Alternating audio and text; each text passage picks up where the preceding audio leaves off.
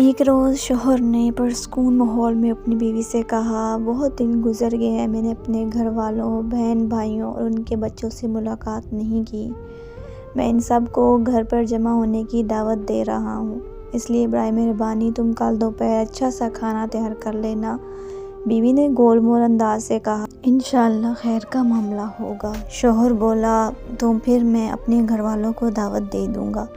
اگلی صبح شوہر اپنے کام پر چلا گیا اور دوپہر 1 بجے گھر واپس آیا۔ اس نے بیوی سے پوچھا کہ تم نے کھانا تیار کر لیا؟ میرے گھر والے 1 گھنٹے بعد آ جائیں گے۔ بیوی نے کہا، نہیں، میں نے ابھی نہیں پکایا، کیونکہ تمہارے گھر والے کوئی انجان لوگ تو نہیں ہیں، لہٰذا جو کچھ گھر میں موجود ہے وہی کھا لیں گے۔ شوہر بولا، اللہ تم کو ہدایت دے، تم نے مجھے کال ہی کیوں نہ کی کہ کھانا نہیں تیار کروں گی؟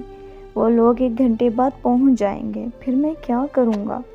بیوی نے کہا، ان کو فون کر کے معذرت کر لیں، اس میں ایسی کیا بات ہے، وہ لوگ کوئی غیر تھوڑی ہیں، آخر تمہارے اپنے گھر والے ہی تو ہیں۔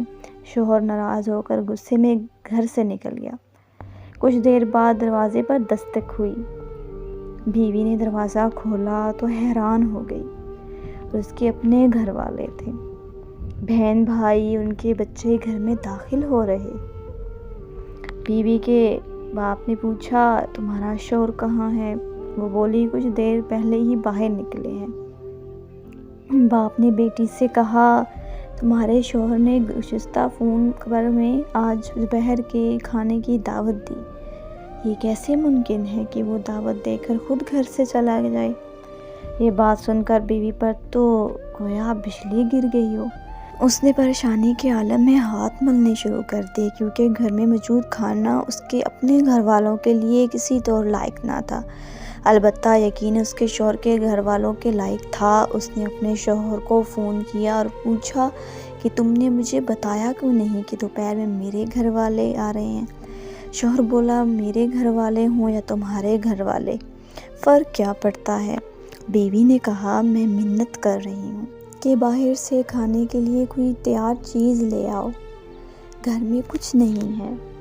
شوہر بولا، میں اس وقت گھر سے کافی دور ہوں، اور ویسے بھی یہ تمہارے گھر والے ہی تو ہیں، کوئی غیر یا انجان تھوڑی ہیں، ان کو گھر میں موجود کھانا ہی کھلا دو جیسے کہ تم نے میرے گھر والوں کو کھلانا چاہتی تھی، تاکہ تمہارے لیے ایک سبق بن جائے، جس کے ذریعے تم میرے گھر والوں کا احترام سیکھ لو۔